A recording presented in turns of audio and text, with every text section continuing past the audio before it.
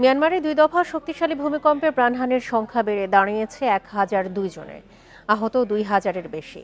৬টি রাজ্যে জারি করা হয়েছে জরুরি অবস্থা।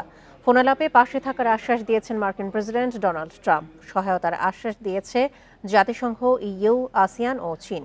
এই ঈদে জামা জুতো অ্যাক্সেসরিজের ডিসকাউন্ট।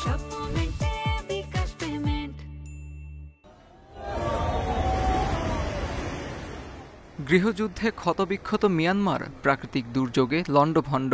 দেশটিতে শুক্রবার ভূমিকম্প হয় ২ দফা। ছিল ৬.৪ মাত্রার পাশাপাশি ৭.৭ মাত্রার ভয়াবহ কম্পনও। এতে ক্রমেই বাড়ছে মৃত্যুর সংখ্যা আর ক্ষয়ক্ষতির পরিমাণ। শুক্রবার ২ দফা কম্পনে ধ্বংসস্তূপে আটকে পড়াদের উদ্ধারে চলছে অভিযান।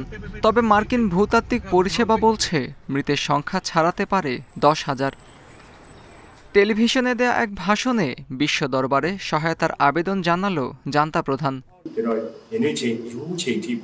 মিয়ানমারকে সহায়তা করতে আমি যে কোনো দেশ ও সংগঠনকে এগিয়ে আসার জন্য আহ্বান জানাচ্ছি। আমরা বিদেশি সহায়তা পেতে আমাদের সব পথ খোলা রেখেছি। সহায়তার আশ্বাস দিয়েছে জাতিসংঘ, যুক্তরাষ্ট্র, ইউরোপিয়ান ইউনিয়ন, আসিয়ান ও চীন। সাহায্যের উদ্দেশ্যে মিয়ানমার কর্মকর্তাদের সাথে ফোনালাপ করেছেন মার্কিন প্রেসিডেন্ট। এরই মধ্যে দুর্যোগ মোকাবিলায় ৩৭ জনের একটি দল পাঠিয়েছে বেইজিং। সহায়তা পাঠিয়েছে ভারতও, যদিও প্রথমে বিদেশি সহায়তা প্রত্যাখ্যান করেছিল জান্তা প্রধান।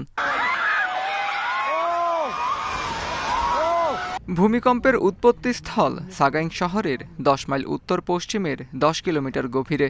তবে ক্ষতিগ্রস্ত মান্দালয় ও ইয়াঙ্গুন বিদ্যুৎ বিচ্ছিন্ন। ক্ষয়ক্ষতি হয়েছে রাজধানী নেপিদোতেও। ফাটল আর ভাঙন দেখা দিয়েছে বিভিন্ন সড়ক ও ভবনে।